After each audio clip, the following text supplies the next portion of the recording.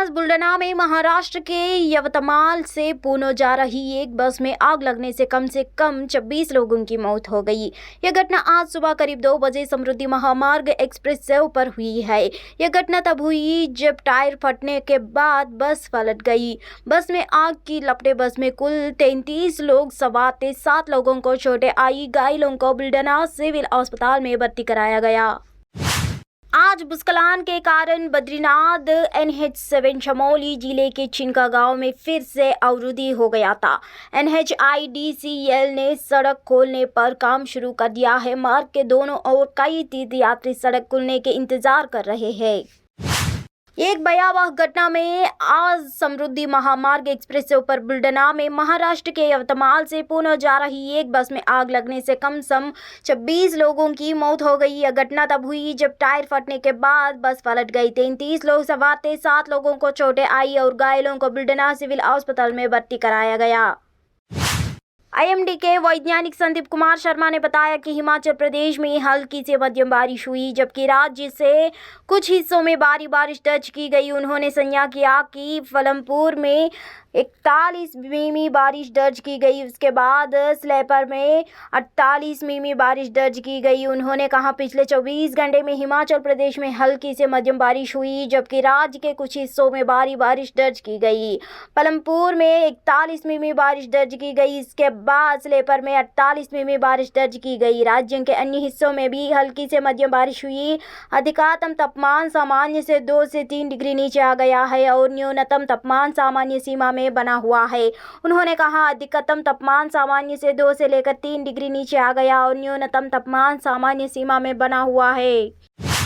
सोनमार्ग प्रशासन ने आज अमरनाथ यात्रा के लिए तीर्थयात्रियों के पहले जत्थे को बाटास से अमरनाथ गुफा के लिए रवाना किया है। आज शुरू हुई 60 दिवसीय यात्रा 31 अगस्त को समाप्त होगी।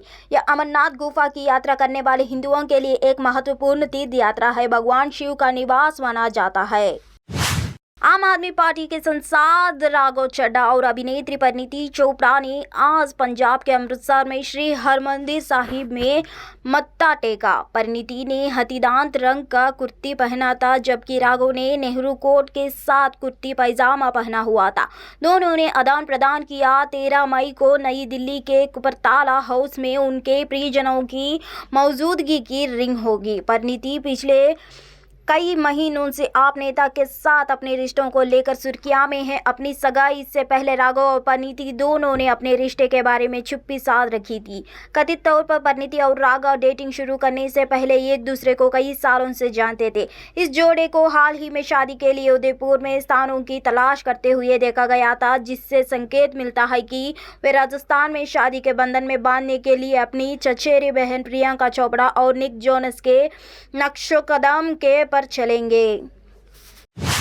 प्रधानमंत्री नरेंद्र मोदी के फैन में रूस राष्ट्रपति व्लादिमीर पुतिन भी शामिल हुए हैं। वास्तविक मोदी और रूस के राष्ट्रपति व्लादिमीर और मोदी के बीच टेलीफोन पर बातचीत हो रही है। विदेश मंत्री डॉक्टर एस जयशंकर ने 30 जून को कोलकाता में श्यामा प्रसाद व्याख्यान नया भारत और विश्व में भाग लिया।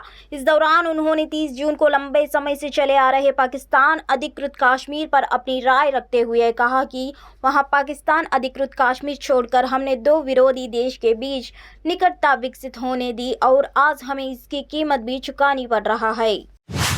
एक चौंकाने वाली घटना में इटावा के डकपुरा गांव इलाके में बिजली गिरने से एक युवक की मौत हो गई। उत्तर प्रदेश में 30 जून वही इस पर बोलते हुए इटावा के सब डिविजनल मजिस्ट्रेट कुमार सत्यमजीत ने कहा कि लोगों से मिली जानकारी के मुताबिक मौत बिजली गिरने से हुई है। हालांकि पोस्टमार्टम रिपोर्ट आने तक कुछ नहीं कहा जा सकता। उन्होंने कहा तहसील बरतना थाना क्षेत्र के ग्राम डकपुरा में राकेश कुमार नाम के व्यक्ति की मौत हो गई है। लोगों ने बताया कि मौत बिजली से से हुई। जब तक पोस्टमार्टम रिपोर्ट नहीं आ जाती तब तक हम इस पर कुछ नहीं कह सकते। उत्तर प्रदेश के गाजियाबाद में डकैती के एक मामले पर बोलते हुए गाजियाबाद के पुलिस उपायुक्त शुभम पटेल ने 30 जून को कहा कि 4 अज्ञात लोगों ने एक व्यक्ति को लूट लिया जो पैसा जमा करने के लिए बैंक जा रहा था। इसके साथ ही डीसीपी ने कहा कि मामला दर्ज कर लिया गया है और जल्द ही घटना का खुलासा किया जाएगा। उन्होंने कहा, पुलिस को सूचना मिली कि नीरज नाम का व्यक्ति अपनी दुकान से पैसे लेकर बैंक में जमा करने जा रहे हैं। रास्ते में 2 बाइक पर सवार 4 लोगों ने उसका बैग छीन लिया। मैंने मौके का निरीक्षण किया है। उक्त व्यक्ति से शिकायत लेकर अभियोग पंजीकृत कर लिया गया है। सीसीटीवी की जांच जारी है। शीघ्र ही घटना का अनावरण किया जाएगा। आज बुल्डना में महाराष्ट्र के यवतमाल से पुणे जा रही एक बस में आग लगने से कम 26 लोगों की मौत हो गई। यह घटना आज सुबह करीब 2 बजे समृद्धि महामार्ग एक्सप्रेस से ऊपर हुई है। यह घटना तब हुई जब टायर फटने के बाद बस पलट गई। बस में आग की लपटें बस में कुल 33 लोग सवार थे। 7 लोगों को चोटें आई। घायलों को बुल्डना सिविल अस्पताल में भर्ती कराया गया। आज भूस्खलन के कारण बद्रीनाथ NH7 चमोली जिले के चिनका गांव में फिर से अवरुद्ध हो गया था। NHIDCL ने सड़क खोलने पर काम शुरू कर दिया है। मार्ग के दोनों ओर कई तीर्थयात्री सड़क खुलने के इंतजार कर रहे हैं। एक भयावह घटना में आज समृद्धि महामार्ग एक्सप्रेस से ऊपर बुल्डना में महाराष्ट्र के यवतमाल से पुणे जा रही एक बस में आग लगने से कम 26 लोगों की मौत हो गई। यह घटना तब हुई जब टायर फटने के बाद बस पलट गई। 33 लोग सवार थे। 7 लोगों को चोटें आई और घायलों को बुल्डना सिविल अस्पताल में भर्ती कराया गया।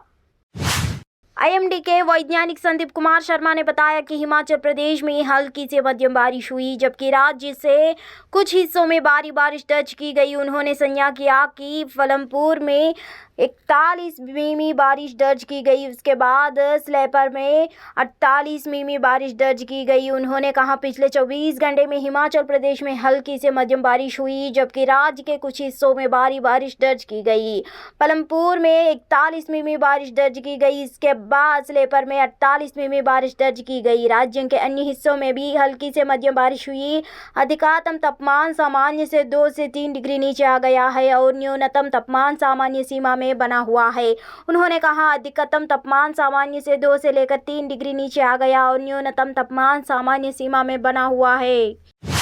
सोनमार्ग प्रशासन ने आज अमरनाथ यात्रा के लिए तीर्थयात्रियों के पहले जत्थे को बाटास से अमरनाथ गुफा के लिए रवाना किया है। आज शुरू हुई 60 दिवसीय यात्रा 31 अगस्त को समाप्त होगी। यह अमरनाथ गुफा की यात्रा करने वाले हिंदुओं के लिए एक महत्वपूर्ण तीर्थ यात्रा है। भगवान शिव का निवास माना जाता है। आम आदमी पार्टी के सांसद राघव चड्ढा और अभिनेत्री परिणीति चोपड़ा ने आज पंजाब के अमृतसर में श्री हरमंदिर साहिब में मत्था टेका। परिणीति ने हथीदांत रंग का कुर्ती पहना था, जबकि राघव ने नेहरू कोट के साथ कुर्ती पैजामा पहना हुआ था। दोनों ने आदान प्रदान किया। 13 मई को नई दिल्ली के कुपरताला हाउस में उनके प्रियजनों की मौजूदगी की रिंग होगी। परिणीति पिछले कई महीनों से आप नेता के साथ अपने रिश्तों को लेकर सुर्खियां में हैं। अपनी सगाई से पहले राघव और परिणीति दोनों ने अपने रिश्ते के बारे में चुप्पी साध रखी थी। कथित तौर पर परिणीति और राघव डेटिंग शुरू करने से पहले एक दूसरे को कई सालों से जानते थे। इस जोड़े को हाल ही में शादी के लिए उदयपुर में स्थानों की तलाश करते हुए देखा गया था, जिससे संकेत मिलता है कि वे राजस्थान में शादी के बंधन में बांधने के लिए अपनी चचेरी बहन प्रियंका चोपड़ा और निक जोनस के नक्शोकदम के पर चलेंगे। प्रधानमंत्री नरेंद्र मोदी के फैन में रूस राष्ट्रपति व्लादिमीर पुतिन भी शामिल हुए हैं। वास्तविक मोदी और रूस के राष्ट्रपति व्लादिमीर और मोदी के बीच टेलीफोन पर बातचीत हो रही है। विदेश मंत्री डॉक्टर एस जयशंकर ने 30 जून को कोलकाता में श्यामा प्रसाद व्याख्यान नया भारत और विश्व में भाग लिया। इस दौरान उन्होंने 30 जून को लंबे समय से चले आ रहे पाकिस्तान अधिकृत कश्मीर पर अपनी राय रखते हुए कहा कि वहां पाकिस्तान अधिकृत कश्मीर छोड़कर हमने 2 विरोधी देश के बीच निकटता विकसित होने दी और आज हमें इसकी कीमत भी चुकानी पड़ रहा है। एक चौंकाने वाली घटना में इटावा के डकपुरा गांव इलाके में बिजली गिरने से एक युवक की मौत हो गई। उत्तर प्रदेश में 30 जून वहीं इस पर बोलते हुए इटावा के सब डिविजनल मजिस्ट्रेट कुमार सत्यमजीत ने कहा कि लोगों से मिली जानकारी के मुताबिक मौत बिजली गिरने से हुई है। हालांकि पोस्टमार्टम रिपोर्ट आने तक कुछ नहीं कहा जा सकता। उन्होंने कहा तहसील बरतना थाना क्षेत्र के ग्राम डकपुरा में राकेश कुमार नाम के व्यक्ति की मौत हो गई है। लोगों ने बताया कि मौत बिजली से से हुई। जब तक पोस्टमार्टम रिपोर्ट नहीं आ जाती तब तक हम इस पर कुछ नहीं कह सकते। उत्तर प्रदेश के गाजियाबाद में डकैती के एक मामले पर बोलते हुए गाजियाबाद के पुलिस उपायुक्त शुभम पटेल ने 30 जून को कहा कि 4 अज्ञात लोगों ने एक व्यक्ति को लूट लिया जो पैसा जमा करने के लिए बैंक जा रहा था। इसके साथ ही डीसीपी ने कहा कि मामला दर्ज कर लिया गया है और जल्द ही घटना का खुलासा किया जाएगा।